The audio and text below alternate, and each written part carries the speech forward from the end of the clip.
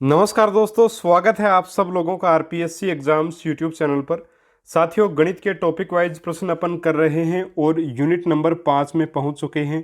Unit number 5 के भी 4-5 video मैंने अपलोड कर दिए हैं और ये अपना जो आज का जो टॉपिक रहेगा अपने इस वीडियो का वो रहेगा गणित की भाषा। कोई बहुत बड़ा टॉपिक नहीं है, 10-11 प्रश्न अपन करेंगे, लेकिन इस टॉपिक से भी प्रश्न जो वो डेफिनेटली एक प्रश्न आता है, क्योंकि देखिए गणित की जो पेडागोजी है उसमें बहुत ज़्यादा टॉपिक्स नहीं है और प्रश्न आपके पूरे बनते हैं इसमें से 10। तो प्रत्येक टॉपिक में से एक दो प्रश्न आते हैं, तो डेफिनेटली गणित की भाषा में से भी एक प्रश्न डेफिनेटली आपको देखने को मिलेगा। ठीक, और बहुत आसान आता है, बिल्कुल आसानी से आपको एक नंबर दिला करके जाएगा। गणित की भाषा को बहुत डिटेल से पढ़ाया है। ठीक है, सारे जितने भी निशान गणित में प्रयुक्त होते हैं वो सब आपको बता रखे हैं, वहाँ से आप देख सकते हैं। और इस वीडियो में मैंने 12-13 प्रश्नों को लिया, क्योंकि देखिए सभी निशान कीबोर्ड से मोबाइल में बनाना पॉसिबल नहीं है, इस वजह से ले नहीं पाया सभी निशानों को, लेकिन कुछ निशान लिए हैं, कुछ 1-2 सीटेट के प्रश्नों को भी लिया है जो आए हुए हैं, जो अपने लिए भी महत्वपूर्ण है। तो आए हुए प्रश्न प्लस 1-2 प्रश्न बना करके आपको ये वीडियो दे रहा हूँ और एक प्रकार से आपका अच्छा अभ्यास इससे हो जाएगा। ठीक है, तो गणित की भाषा से 1 नंबर का प्रश्न डेफिनेटली आएगा, इसको आप निश्चिंत मान के रहिए और इस टॉपिक को अच्छे से तैयार कर लीजिए। ठीक है, इसके बाद अपन यूनिट नंबर 6 स्टार्ट करेंगे। ठीक है साथियों, और अगर आपने हमारा ऑनलाइन ऐप जो मोबाइल एप्लीकेशन डाउनलोड नहीं किया तो डाउनलोड कर लीजिएगा। आरपीएससी एग्जाम्स विथ ए के नाम से प्ले स्टोर पे आप सर्च कर सकते हैं, डिस्क्रिप्शन बॉक्स में आपको लिंक मिल जाएगा, वहाँ से भी आप डाउनलोड कर सकते हैं। प्री रीट का एग्ज़ाम अपना 18 अप्रैल को होगा। रीट लेवल 1-2 साइंस में तो एसएसटी दोनों के लिए, सभी के लिए आप मतलब जो आपका प्री रीट का एग्ज़ाम आपका होने वाला है। ठीक है, तो उसके लिए आप रजिस्ट्रेशन कर सकते हैं 18 तारीख से पहले पहले कभी भी। ठीक है साथियों, शुरू कर लेते हैं आज के इस वीडियो को। और पहला आपका प्रश्न है, निम्नलिखित कथनों को पढ़िए। ठीक है, और जो सही है वो कथन अपने को बताना है। यहाँ पे पूरा थोड़ा प्रश्न नहीं लिखा गया। निम्नलिखित कथनों को पढ़िए और सही कथन का चयन करना है। ठीक है, सही कथन बताना आपको, सही कथन कौन सा है। ठीक है, एक है अभिग्रहित प्रस्ताव है जिन्हें मान लिया जाता है। अब देखिए अभिग्रहित शब्द ही अपने समझ में नहीं आएगा तो अपन इस प्रश्न को नहीं कर पाएंगे।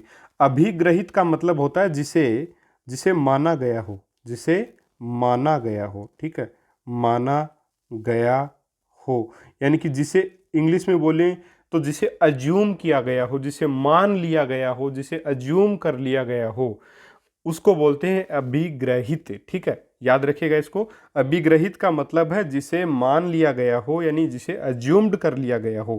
ठीक है, तो अभिग्रहित प्रस्ताव है जिन्हें मान लिया जाता है। 2 है अभिग्रहित विशेष प्रमेय है। 3 है अभिग्रहित परिभाषाएं हैं। 4 है अभिग्रहित को सिद्ध करने पर वह प्रमेय बन जाता है। अब देखिए साथियों कि अभिग्रहित प्रस्ताव जिसे मान लिया जाता है तो कोई प्रस्ताव नहीं है। अभिग्रहित एक क्या होती है, विशेष प्रमेय होती है साथियों, जो अपने आप में क्या होती है, सिद्ध होती है। ठीक है, अभिग्रहित जिसे माना गया हो, जिसे अज्यूम्ड कर लिया गया हो, इसका मतलब ये है कि स्वयं सिद्ध, यानी कि अभिग्रहित का अर्थ क्या होता है, ऐसी चीज अपन मान लें जो स्वयं सिद्ध हो, यानी कि स्वयं बिल्कुल सिद्ध हो, उसको प्रूफ करने की आवश्यकता नहीं है, वो अपने आप में सिद्ध होती है। ठीक है, तो जो चीज़ अपने आप में सिद्ध है, गणित में है अभिग्रहित, जिसे माना गया है, वो क्या कहलाती है, एक विशेष प्रकार की प्रमेय होगी। तो ऑप्शन नंबर 2 आपका सही होगा। ऑप्शन 4 नहीं होगा, अभिग्रहित को सिद्ध करने पर वह प्रमेय बन जाता है, ऐसा नहीं है। अभिग्रहित को सिद्ध नहीं करना पड़ता, अभिग्रहित स्वयं सिद्ध होता है, ये भी याद रखिएगा। अभिग्रहित जो है वो स्वयं सिद्ध होता है, क्योंकि इसे पूर्व में ही माना गया होता है, ज्यूम्ड किया जा चुका होता है। ठीक है, तो ऑप्शन 2 आपका आंसर होगा। सीटेट लेवल 2 2019 का ये प्रश्न है। ठीक है, चलिए आगे बढ़ते हैं। अगला आपका प्रश्न कि गणित की भाषा का अंग है संकेत, संख्या, संख्या चर, सूत्र या ये सभी। तो देखिए गणित में संकेत भी आते हैं, सूत्र भी आते हैं, संख्याएं भी आती हैं, और संख्या चर मतलब जैसे संख्या तो हो गई 4, चर इसके साथ अक्स लग गए तो 4 अक्स है ना, तो ये सारी चीज़ें आती हैं। तो ऑप्शन नंबर डी आपका सही आंसर यहाँ पे रहेगा। देखिए रीट में गणित की भाषा से संबंधित अभी तक जितने भी प्रश्न हैं बिल्कुल आसान आसान प्रश्न आए हैं, एक भी प्रश्न डिफिकल्ट इससे बना नहीं और नहीं बनेगा, बहुत आसान प्रश्न आएंगे। ठीक है, लेकिन सीटेट के जो प्रश्न, जैसा ये प्रश्न था आपका, ये इसलिए मैंने आपको बताया कि अभिग्रहित के बारे में आपको पता चल सके कि क्या चीज़ है ना, तो ये स्वयं सिद्ध होती है और इसे अज्यूम्ड किया जा चुका होता है पहले, इसलिए स्वयं सिद्ध इसको माना जाता है और एक विशेष प्रकार की प्रमेय होती है। ऑप्शन आपका प्रश्न नंबर 3 है, अध्यापक ने विद्यार्थियों को बटे यानी छूट यानी डिस्काउंट जिसको इंग्लिश में बोलते हैं पर आधारित निम्नलिखित समस्या हल करने के लिए दी। यानी एक प्रश्न दिया। क्या प्रश्न था? आपका जो क्वेश्चन है वो है, एक कमीज और स्वेटर के अंकित मूल्य क्रमशः यानी MRP, ठीक है, 200 रुपये, यानी कि कमीज के 200 रुपये हैं और आपका जो स्वेटर है वो कितने का है? 300 रुपये का है। स्वेटर यहाँ पे आपका है 300 रुपये का।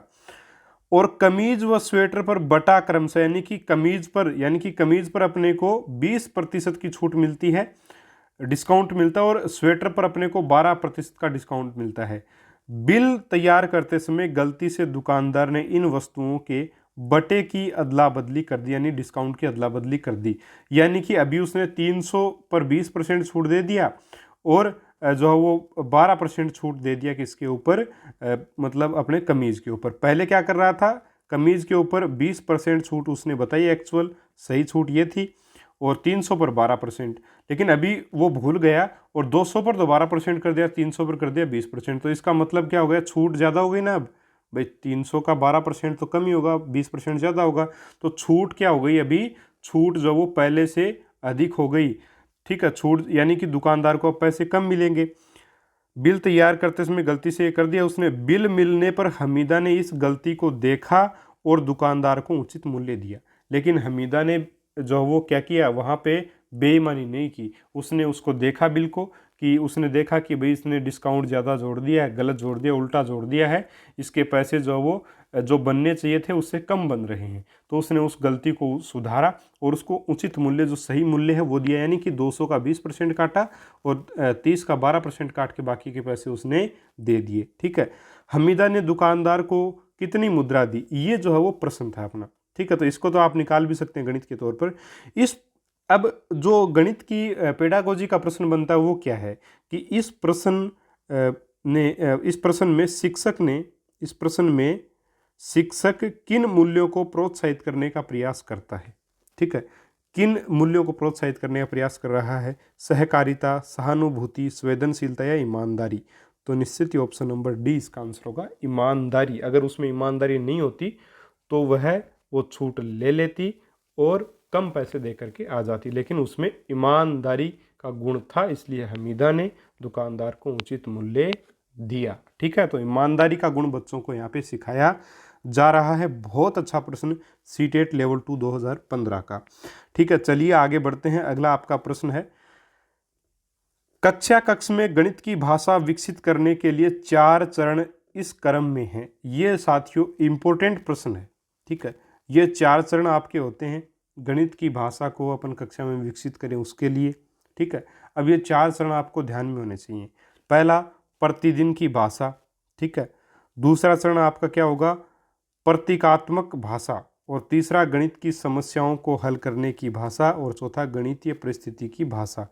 तो ऑप्शन नंबर आपका यहाँ पे कौन सा सही होगा? ऑप्शन नंबर आप माफ़ी चाहूँगा, पहली आपकी जो ये पहला ही आपका सही है। देखिए, प्रतिदिन की भाषा, ठीक है। उसके बाद गणितीय परिस्थिति की भाषा, उसके बाद गणित समस्याओं को हल करने की भाषा और फिर प्रतीकात्मक भाषा।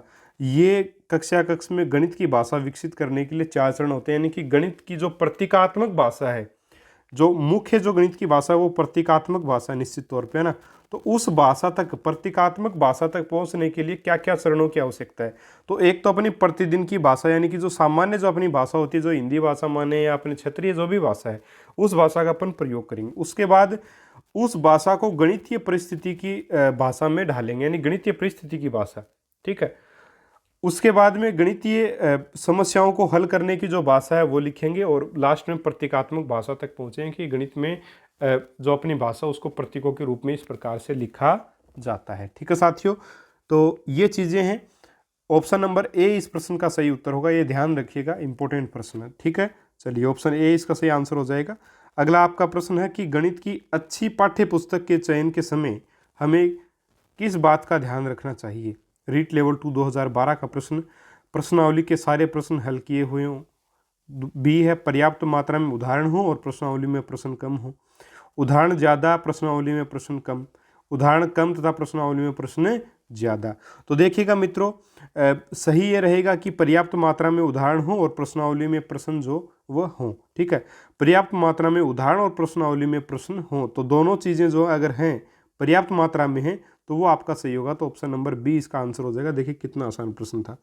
अगला जो प्रश्न की गणित में, अब देखिए साथियों यहाँ पे मोबाइल में बना नहीं है सही चित्र, बाकी ये इस प्रकार से बनाना चाहता था मैं। ठीक है, यानी कि इस निशान के बारे में अपन बात कर रहे हैं। तो ये चिन्ह किसको बताता है? शून्य को बताता है, अनंत को बताता है, अनुपातिक को बताता है, या फाई को बताता है। ठीक है, तो देखिएगा साथियों, ये शून्य को नहीं बताएगा, ये किसको बताएगा? अनंत को। इन्फिनिटी अपन इसको बोलते हैं, अनंत बोलते हैं। ठीक है, तो ये आपका यहाँ पे हो जाएगा। ठीक है, फाई के लिए अपन अलग अलग, देखिए ये फाई का निशान होता है, अनुपात का आपका ये निशान हो गया, अनंत का ये हो गया, शून्य का आपका जीरो होता ही है। ठीक है, तो आपका ऑप्शन नंबर बी यहाँ पे आंसर हो जाएगा। अगला आपका प्रश्न है, गणितीय भाषा में शामिल होते हैं गणितीय चिन्ह, गणितीय प्रतीक, उक्त ए और बी दोनों या दोनों में से कोई नहीं। तो गणितीय चिन्ह भी होते हैं, प्रतीक भी होते हैं, तो ऑप्शन सी यहाँ पे सही हो जाएगा। अगला प्रश्न, गणित में ये जो आपके सामने निशान है को क्या कहते हैं? इसको शून्य कहते हैं, फाई कहते हैं, थीटा कहते हैं, कोण कहते हैं। तो देखिए कोण का निशान तो ये है, थीटा का निशान ये हो गया आपका, पाई का निशान आपका इस प्रकार से होता है, और शून्य ये है ही, तो इसको क्या बोलेंगे? थीटा बोलेंगे। तो ऑप्शन नंबर सी यहाँ पे सही हो जाएगा। अगला आपका प्रश्न, ज्यामिति में एक रेखा पर लंब को किस निशान से प्रदर्शित करते हैं? मान लीजिए एक रेखा है, इसके ऊपर लंब को इस प्रकार से अपन दिखाते हैं, तो ये क्या हो जाएगा? लंब हो जाएगा। ऑप्शन नंबर बी आपका सही आंसर हो जाएगा। ठीक है, बाकी अगला आपका प्रश्न है कि निम्नलिखित में से गणित की भाषा है संकेतात्मक है, राष्ट्रीय, जटिल है, या वैदिक है? तो संकेतात्मक भाषा है। फिर गणित में ये जो चिन्ह है ये किसको दिखाता है? तो त्रिभुज को, चतुर्भुज को, समकोण को, या कोण को? तो ये दिखाता आपके एंगल को, यानी कि कोण को दिखाएगा। ठीक है, तो ऑप्शन नंबर 4 सही हो जाएगा। अगला प्रश्न, आपके सामने दो रेखाएं इस प्रकार से आपको दे रखी हैं, ये निशान किसको प्रदर्शित करेगा? दो रेखाएं एक दूसरे के समांतर हैं, दो रेखाएं एक दूसरे पर लंबवत हैं, दो रेखाएं एक दूसरे को प्रतिच्छेदित करती हैं, या चार इनमें से कोई नहीं? तो ऑप्शन नंबर 1 सही हो जाएगा। दो रेखाएं जो समांतर होती हैं उनको अपन इस प्रकार से डिनोट करते हैं। ठीक है, इसके बाद ये आपके सामने कोष्टक दिया गया है, ये कौन सा कोष्टक है? बड़ा है, छोटा है, या मंझला कोष्टक है, या इनमें से कोई नहीं है?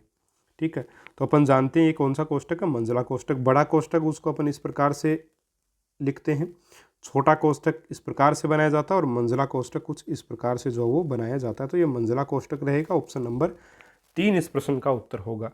तो साथियों ये कुछ प्रश्न थे जो आपके मतलब गणितीय भाषा से संबंधित प्रश्न थे। और भी प्रश्न बन सकते हैं, जैसे ये किसका निशान है, तो पाई का अपन बता सकते हैं। ठीक है, तो ऐसे काफ़ी सारे, जैसे ये निशान आपको पूछ ले तो समाकलन का निशान होता है। ठीक है, ये समेसन का मतलब योग, सभी संख्याओं के योग का निशान होता है ना? तो ऐसे प्रश्न भी पूछे जा सकते हैं। तो बड़े ही आसानी से अपन बता सकते हैं। इन निशानों से संबंधित सारे वीडियोस मैंने मतलब एक वीडियो में सारे निशान आपको करवा रखे हैं, वो ज़रूर देख लीजिएगा और इन प्रश्नों को कर लीजिएगा। काफ़ी है, गणित की भाषा से एक प्रश्न डेफिनेटली आएगा। एप्लीकेशन को देखिए, डाउनलोड ज़रूर कर लीजिएगा, आपको बहुत ही शानदार मैटर मिलेगा साइंस से संबंधित। और मैं बहुत जल्द एक अनाउंसमेंट करूँगा साइंस के, आपको काफ़ी सारे मॉडल पेपर, ठीक है, काफ़ी सारे मॉडल पेपर बहुत ही कम कीमत पर, बहुत ही कम कीमत पर अवेलेबल होंगे। यानी जितने वो मॉडल पेपर होंगे उससे भी कम कीमत पर आपको वो मिलेंगे। और ये आपके एक साथ आपको नहीं मिलेंगे, यानी कि आप पैक एक साथ ले पाएंगे, यानी कि पूरा पैकेज आप एक साथ ले पाएंगे, लेकिन पेपर आपको डे बाय डे अपने आप आते रहेंगे और आप उनको करते रहिएगा। 30-30 प्रश्नों के वो पेपर होंगे, बहुत ही अच्छे पेपर होंगे। जल्द ही आपको अनाउंसमेंट उसकी देखने को मिल जाएगी। उससे पहले आप प्री रीड के लिए रजिस्ट्रेशन कर लीजिए, जो कि 18 जुलाई को होगी, और 19 जुलाई को उसका रिजल्ट अपन डिक्लेयर करेंगे। ठीक है साथियों, तो मिलेंगे अपन अगले वीडियो में गणित की यूनिट नंबर 6 के महत्वपूर्ण प्रश्नों के साथ। तब तक के लिए नमस्कार, जय हिंद, जय भारत।